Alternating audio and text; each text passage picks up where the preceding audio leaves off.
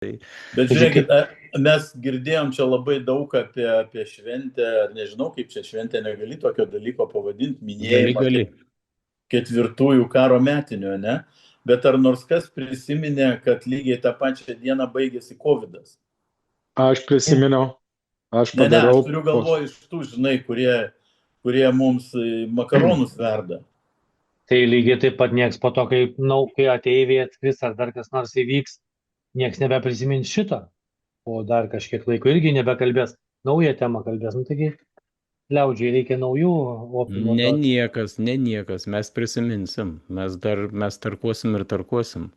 Tai mes taip, galim prisiminti, kad buvo pasiūlymų iš liaudies, kad Putinui reikia duoti Nobelio premiją. Tai Nei rusas velnio, jo tą. Hagos tribunolas laukia ant Vilniaus pastatų Taip, užrašyta yra. Kokia tai ne Nobelis, o sakau. Haga. aš tik tai laukiu, Nu, kodėl apie Netanjahu neuždėjo užrašo. Nes ten kaip ir paritetas turėtų būti vieno ir kito, ne? kažkur kažkas šnekėdavo. Man tai Apie labai gaila, kad aš jums negaliu papasakoti apie tą visą Vilnių įvykusį renginį, nes čia galingi vyko renginiai, mes čia matėm daug iškilių Lietuvos žmonių, jų tarpe nebuvo manęs, nes tą dieną Kaune mano teismas vyko, tai va aš buvau kaip ir atjungtas nuo galimybės būti tenai. specialiai jie paskyrė datą, kad tu paskyrė negalėtum tokia. į renginį nueiti. Tai va aš taip ir pagalvojau, man kilo tokia mintis, Nu, kad nes tu žinai, labai norėjai, sako, jis labai nori, mes padarykim, kad jis negalėtų į renginį tai nueiti, va. paskirkim teismo posėdį. Jono su balalaika kartu dainuojančio Tai, pasiklausyti. tai va todėl ir negaliu, o tai kaip dabar jisai ne su panda, o su balalaika? Ne, nu balalaika ta, kur daužė į žemę, balalaika dainavo kartu su Jonu. O panda Nu, ten irgi kažkur laik vaidenasi, ten žodžiu, negaliu kaip jums apgamas. papasakoti savo įspūdžių, nors netoli visai manęs viskas vyko. Scena buvo iki dangaus, Lukiškių aikštėje visą savaitę kabėjo ta scena, žinai, nu, žodžiu, renginys tikrai buvo labai geras, vertas dėmesio ir labai stipriai padėjo ukrainiečiams siekti pergalės. Bet mačiau socialiniuose tinkluose, kad prasideda barniai tarp rėmėjų ir rinkėjų paramos Ukrainai. Ten kažkoks yra Bartoševičius, bijau sumaišyti pavardę. Bartkevičius. Bartkevičius, atsiprašau. Ir su Tapinu jie ten pradėjo kaltis, kuris ten didesnis dabar yra patriotas, kuris daugiau pinigus renka. Tai manau, kad tai yra labai pavojinga situacija ir Ukraina gali prarasti nemažai pinigų. Žiūrovams priminkim, kad tas Valdas Bartkevičius tai yra tas personažas, kuris lakstė su išmatų kibiru prie Rusijos ambasados, tada kai įvyko Maskvoje tragedija, ten prekybos centre, reiškia, teroristai įvykdė teroristinį išpolį, tai jisai patenkintas lakstė tokiu būdu, pagerbdamas, kabutėse, žuvusiuosius tos tragedijos metu. Tai tas pats yra personažas ir ten daugiau jo yra tų žygdarbių ir šlapinosi ant paminklų, būdamas ten Rusijos federacijoje ir dar daugiau. Bet aš, tarp kitko, dėl to epizodo su išmatų kibiru, kai jisai lakstė, buvo paskelbusi policija, kad pradėtas ikiteisminis tyrimas. Nu, čia mažiausiai dėl viešosios tvarkos pažeidimo turėjo būti nubaustas, bet aš bandžiau ieškoti ne šiandien, bet prieš kurį laiką informacijos apie tai, kai baigėsi tas ikiteisminis tyrimas, tai nieko nepavyko rasti ir tyla, reiškia, ir greičiausiai jisai nieko nepasibaigė, jisai baigėsi, buvo nutrauktas, manau, ir panašiai, ir viskas. Beje, šiandieną tas pats veikėjas, apie kurį mes kalbam, Gintarai, kur sakei, kad pykstasi su Tapinu dėl paramos, nepasidalina. Tai jisai taip pat piktinosi vasario 24 dieną vykusių renginių ir apskritai Lietuvos politikais, kurie atvažiavo tą dieną į Kijevą.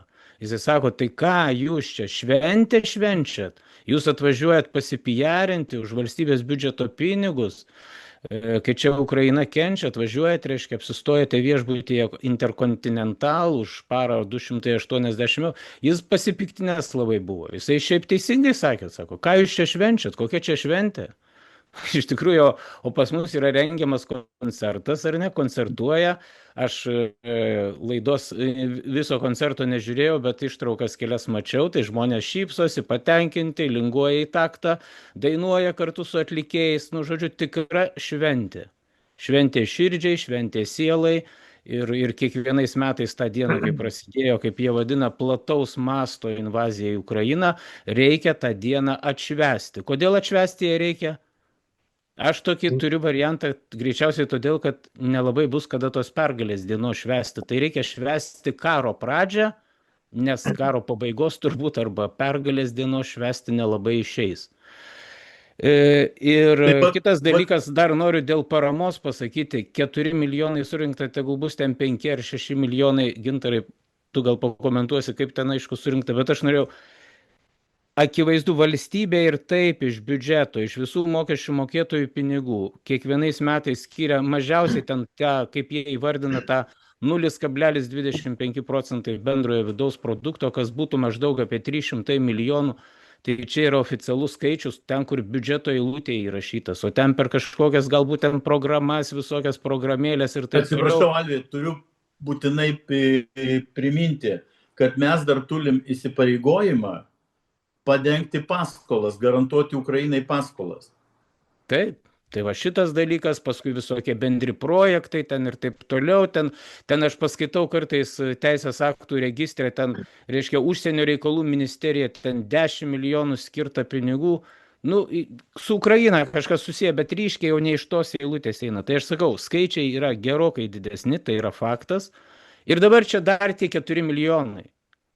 Žiūrėk. Nu ką tie 4 milijonai gali pakeisti, ar ne, šiaip tai pagalvojus. Tai yra akivaizdu, kad tai yra koncertas, taip vadinamas, ar tas renginys. Yra čia vien tik tai ne dėl to, kad Ukrainai trūksta tų 4 milijonų. Zelenskiui tai tie 4 milijonai, tu geri tą kelią per vakarą ir nėra tų 4 milijonų, supranti, ir viskas. Tai šitas dalykas vyksta tam, kad kalti žmonėm į smegenis šitą ideologiją, šitą propagandą, šitą karo isteriją, tik tai dėl to, o ne dėl to, kad ten reikia tų milijonų. Pinigų užsidirbti, Alvi, kiek ir kitas dalykas, geltona mėlyna oficialiai gali paimti apie 20% nuo šitos surinktos sumos. Tai šiuo atveju, jeigu 4 milijonai, tai 800 tūkstančių, ar ne?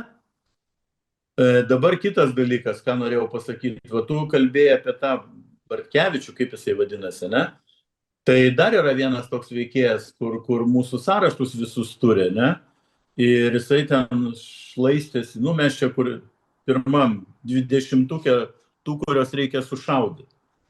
Tai jeigu tu pameni, jisai prieš kurį laiką ten su pistoletu Marijampolėj blaškėsi. Ir jam jokios teisenos nebuvo pradėtos. Tuo tarpu šiandien tas Jasikevičius. Bartkevičius ir šlaistėsi. Jo, jisai šlaistėsi, atsiprašau. Sąrašus tai Jasikevičius, taip, sąrašus Jasikevičius sudarė, bet šlaistėsi su ginklu Bartkevičius. Taip, atsiprašau, mano klaida. Tai va ir šiandien žinutė, į kurią labai siūlau atkreipti dėmesį, nes tas, kuris su pistoletu blaškėsi Marijampolėj, jam nieko nebuvo. Iš vis nieko nebuvo. Ir dabar klausykit. Čia vienintelė šiandien bus citata, iš karto visus nuraminu.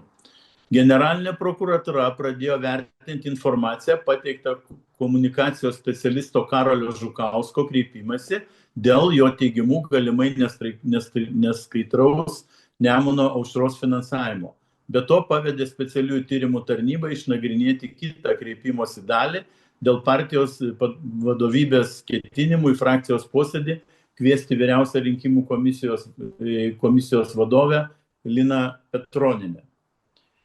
Tai dabar ką kalba prokuratūra. Privataus asmens pranešimas bei jame pateikti duomenys susiję su politinės partijos Nemuno aušra finansavimu yra nagrinėjami generalinės prokuratūros organizuotų nusikaltimų ir korupcijos tyrimo departamente. ELTA informavo generalinės prokuratūros komunikacijos skyriaus vedėja Elena Martinionienė. Va, tokia pas mus yra teisėsauga šiai dienai. Taip. Tai tu su pistoletu blaškaisi po miestą, viskas yra gerai.